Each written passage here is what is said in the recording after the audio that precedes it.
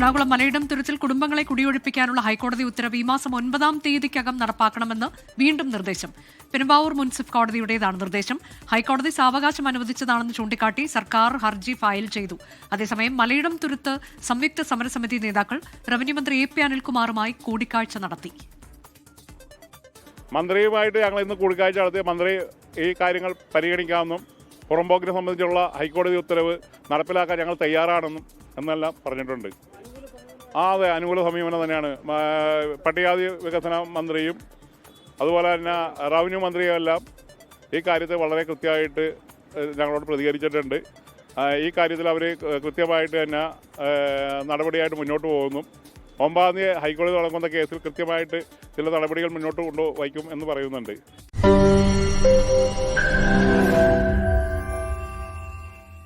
ലോകത്തെവിടെയായാലും ഏത് സമയത്തും 24 വാർത്തകളും ഓഗ്മെന്റഡ് റിയാലിറ്റി പാക്കേജുകളും എക്സ്പ്ലെയിനറുകളും വിശദമായി കാണാൻ ഞങ്ങളുടെ യൂട്യൂബ് ചാനൽ നിങ്ങൾക്ക് സബ്സ്ക്രൈബ് ചെയ്യാം.